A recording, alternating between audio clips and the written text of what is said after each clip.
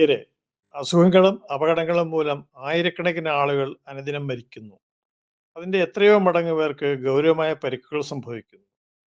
ശരിയായ പ്രഥമ ശുശ്രൂഷ ലഭിച്ചിരുന്നെങ്കിൽ ഇതിൽ വലിയൊരു ഭാഗം തടയുവാനോ തീവ്രത കുറയ്ക്കുവാനോ സാധിക്കുമായിരുന്നു. ഒരാൾ കുഴഞ്ഞു വീണെന്ന് കണ്ടാൽ ഒരു പൗരൻ ചെയ്യേണ്ട സ്ഥലസുരക്ഷിതത്വം ഉറപ്പാക്കേണ്ട രീതിയും ശ്വാസോച്ഛ്വാസവും നാഡിമിടിപ്പും നോക്കേണ്ട രീതികളും നെഞ്ചമർത്തൽ നൽകേണ്ട രീതിയും ശ്വാസപഥം തടസ്സമില്ലാതാക്കുന്ന രീതികളും കഴിഞ്ഞ വീഡിയോകളിൽ പ്രതിപാദിച്ചിരുന്നു. അവ കാണാത്തവർ തീർച്ചയായും കാണണം. IMAയുടെ യൂട്യൂബ് ചാനലിൽ അവ ലഭ്യമാണ്. ശ്വാസപഥം തടസ്സമില്ലാതാക്കിയതിനു ശേഷവും രോഗി ശ്വാസോച്ഛ്വാസം ചെയ്യുന്നില്ലെങ്കിൽ കൃത്രിമമായ ശ്വാസോച്ഛ്വാസം നൽകേണ്ടതായി വരും. ഏറ്റവും ലഘുവായ കൃത്രിമ ശ്വാസോച്ഛ്വാസ മാർഗമാണ് വായിൽ നിന്ന് വായിലേക്കുള്ള കൃത്രിമ ശ്വാസോച്ഛ്വാസം അഥവാ മൗത്ത് ടു മൗത്ത് ബ്രീത്തിങ്. ഇതിന് പല പരിമിതികൾ ഉണ്ടെങ്കിലും യാതൊരു ഉപകരണങ്ങളും ഇല്ലാതെ തന്നെ ആർക്കും എവിടെ വെച്ചും ചെയ്യാവുന്ന ജീവൻ രക്ഷാപ്രവർത്തനമായതിനാൽ എല്ലാ രക്ഷാപ്രവർത്തകർക്കും ഇതിനെക്കുറിച്ച് അറിവ് ഉണ്ടാകേണ്ടതാണ്.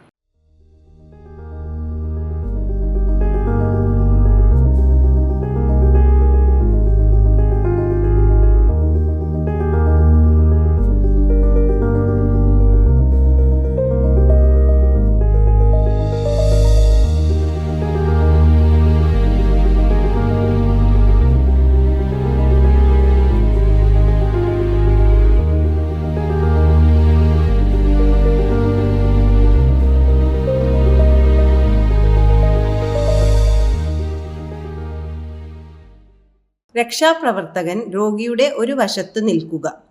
ഒരു കൈയിൻ്റെ കൈപ്പത്തി നെറ്റിയിൽ വയ്ക്കുക. ആ കൈയിൻ്റെ തള്ളവിരലും ചൂണ്ടുവിരലുകളും ഉപയോഗിച്ച് നാസാദ്വാരങ്ങൾ അടച്ചു പിടിക്കുക.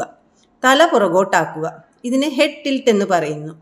മറ്റേ കൈയിൻ്റെ പെരുവിരൽ താടിക്ക് മുകളിലും മറ്റു വിരലുകൾ താടിക്ക് താഴെയുമായി പിടിക്കുക.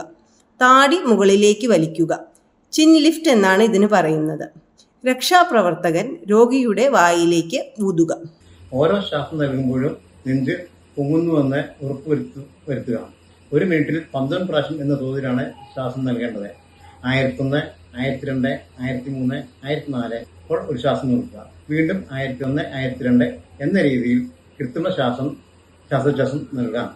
ഓരോ മിനിറ്റിലും നാഡിമിടിപ്പ് ഉണ്ടോ എന്ന് ഉറപ്പുവരുത്തേണ്ടതാണ്. വായിൽ നിന്നും വായിലേക്ക് ശ്വാസം നൽകുന്ന ഈ കൃത്രിമ ശ്വാസോച്ഛ്വാസ രീതിക്ക് പല പരിമിതികളും. രക്ഷാപ്രവർത്തകന്റെ ഉച്ഛ്വാസവായുവാണ് രോഗിയുടെ ശ്വാസവായു. ഇതിൽ ഓക്സിജന്റെ അളവ് അന്തരീക്ഷ വായുവിനേക്കാൾ കുറവാണ്. എങ്കിലും ഒരു അത്യാവശ്യ ഘട്ടത്തിൽ ജീവൻ നിലനിർത്താൻ ഇത് മതിയാകും. രക്ഷാപ്രവർത്തകന്റെ വായ രോഗിയുടെ വായയോട് ചേർത്ത് വയ്ക്കുമ്പോൾ സ്രവങ്ങളും കണികകളും അതായത് ഡ്രോപ്ലെറ്റ്സ് രക്ഷാപ്രവർത്തകനിലേക്ക് എത്തുവാനും അങ്ങനെ സാംക്രമിക രോഗങ്ങൾ പകരുന്നതിനും സാധ്യതയുണ്ട്. എമർജൻസി കിറ്റിൽ ഉണ്ടായിരിക്കേണ്ട ബാരിയർ ഡിവൈസ് ഇത് കുറയ്ക്കാൻ ഒരു പരിധി വരെ സഹായിക്കും. എമർജൻസി കിറ്റിൽ ഉണ്ടായിരിക്കേണ്ട മറ്റൊരു ഉപകരണമാണ് പോക്കറ്റ് മാസ്ക്. ഒരു ഫിൽട്ടർ ഉള്ളതിനാൽ ഇതിലൂടെ കൃത്രിമ ശ്വാസോച്ഛ്വാസം നൽകുകയാണെങ്കിൽ രോഗം പകരുന്നതിനുള്ള സാധ്യത കുറവായിരിക്കും. പോക്കറ്റ് മാസ്കിന്റെ കൂർത്ത ഭാഗം മൂക്കിലും ഉരുണ്ട ഭാഗം താടിയിലും ചേർത്ത് വെച്ച് അതിലേക്ക് ഊതുകയാണ് വേണ്ടത്.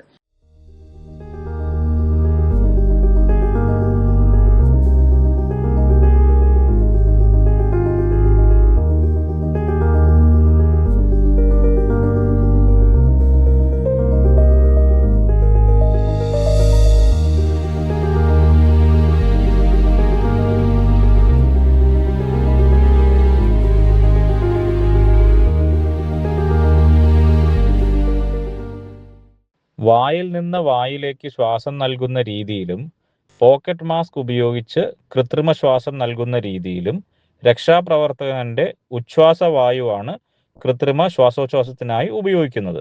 പല പരിമിതികളും ഉള്ളതിനാൽ ഇത് ചെയ്യുവാൻ ആരെയും നിർബന്ധിച്ചുകൂടാ. നമുക്ക് ഏറ്റവും അടുത്ത ബന്ധുവിനോ അനുയോജ്യമായ സാഹചര്യങ്ങളിലോ ഇത് ചെയ്യുകയാണെങ്കിൽ മെച്ചപ്പെട്ട ഫലം കണ്ടേക്കാം. ആവശ്യഘട്ടത്തിൽ ശരിയായ രീതിയിൽ നെഞ്ചമർത്തൽ നടത്തുവാൻ എല്ലാവരും തയ്യാറായിരിക്കണം. ഗ്ലൗസ്, മാസ്ക് മുതലായ സുരക്ഷാ സാമഗ്രികൾ ഉപയോഗിക്കുകയാണെങ്കിൽ രോഗങ്ങൾ പകരുവാനുള്ള സാധ്യത കുറവായിരിക്കും. ഓരോ നെഞ്ചമർത്തലിന് ശേഷവും നെഞ്ച് പൂർവ്വസ്ഥിതിയിലാകുമ്പോൾ, അതായത് റീകോയിലിൻ്റെ സമയത്ത് കുറച്ച് വായു ശ്വാസകോശത്തിൽ കടക്കുകയും വാതക വിനിമയം നടക്കുവാൻ സഹായിക്കുകയും ചെയ്യും. ആംബുലൻസുകളിലും എല്ലാ ആരോഗ്യ കേന്ദ്രങ്ങളിലും ഉണ്ടായിരിക്കേണ്ട ബാഗ് വാൽവ് മാസ്ക് അഥവാ ആംബു ബാഗ് ഉപയോഗിച്ച് കൂടുതൽ മെച്ചപ്പെട്ട രീതിയിൽ കൃത്രിമ ശ്വാസോച്ഛ്വാസം നൽകാം. ഇത് ഉപയോഗിക്കാൻ പ്രത്യേകം പരിശീലനം ആവശ്യമാണ്. ഇത് പിന്നീട് വിശദീകരിക്കാം. ആശുപത്രികളിൽ കൃത്രിമ ശ്വാസോച്ഛ്വാസം നൽകാൻ സഹായിക്കുന്ന ഉപകരണമാണ് വെന്റിലേറ്റർ. ഹൃദയസ്പന്ദനത്തിൽ കോൾസ് അഥവാ നെഞ്ചമർത്തൽ മാത്രമായ ജീവൻരക്ഷാ പ്രവർത്തനം മുൻപ് വിവരിച്ചല്ലോ. നെഞ്ചമർത്തലിനോടൊപ്പം കൃത്രിമ ശ്വാസോച്ഛ്വാസവും കൂടി നൽകുകയാണെങ്കിൽ കൂടുതൽ മെച്ചപ്പെട്ട ഫലമായിരിക്കും ലഭിക്കുക.